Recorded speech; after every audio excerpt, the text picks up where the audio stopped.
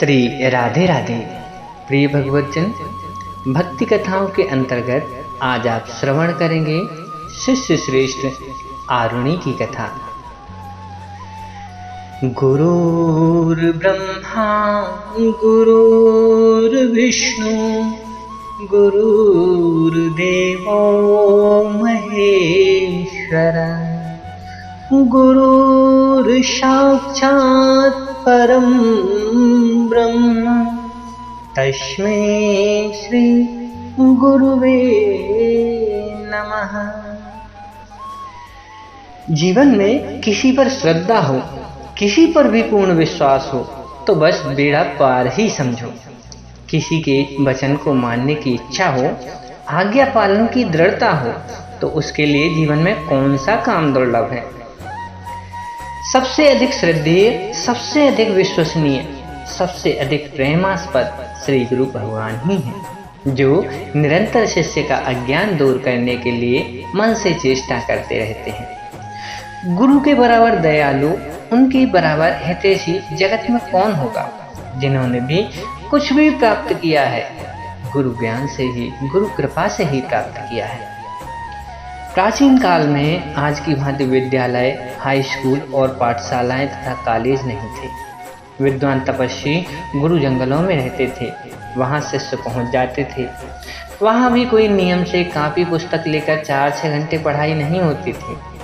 गुरु अपने शिष्यों को काम सौंप देते थे, स्वयं भी काम करते थे।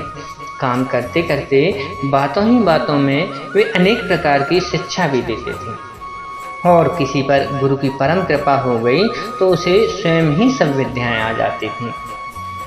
ऐसे ही एक आयोधौम्य नाम के ऋषि थे। उनके यहाँ आरुणि, उपमन्यु और वेद नाम के 3 विद्यार्थी पढ़ते थे। धौम्य ऋषि बड़े परिश्रमी थे।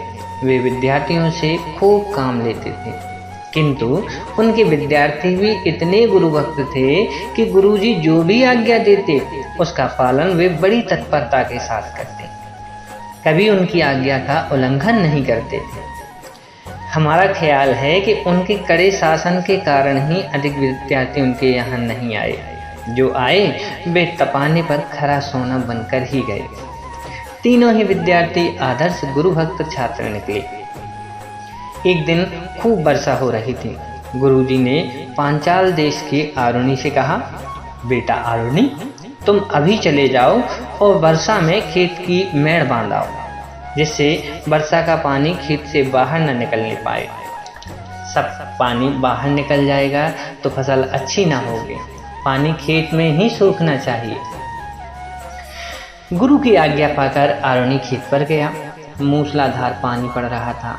खेत में खूब पानी भरा था। एक जगह बड़ी ऊंची मेड़ थी। वह मेड़ पानी के वेग से बहुत कट गई थी। पानी उसमें से बड़ी तेजी के साथ निकल रहा था। आरुणि ने फावड़ी से इधर उधर की बहुत सी मिट्टी लेकर उस कटी हुई मेड़ पर रखी। जब तक वह मिट्टी रखता और दूसरी मिट्टी रखने के लिए लाता, तब तक पहली मिट्टी बह जाती। उसने जी तोड़कर परिश्रम किया, किंतु जल का वेग इतना तीव्र था कि वह पानी को रोक न सका। तब उसे बड़ी चिंता हुई। उसने सोचा कि गुरु की आज्ञा है कि पानी से खेत से निकलने न पावे, और पानी निरंतर निकल रहा है।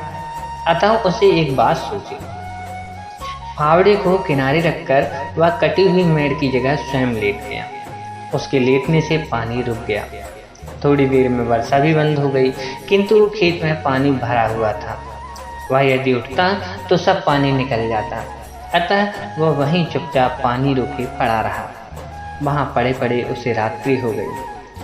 अंतःकरण में सदा भलाई में निरत रहने वाले गुरु ने शाम को अपने सब शिष्यों को बुलाया। उनमें आरुणि नहीं था। गुरु ने सबसे पूछा, आरुणि कहाँ गया?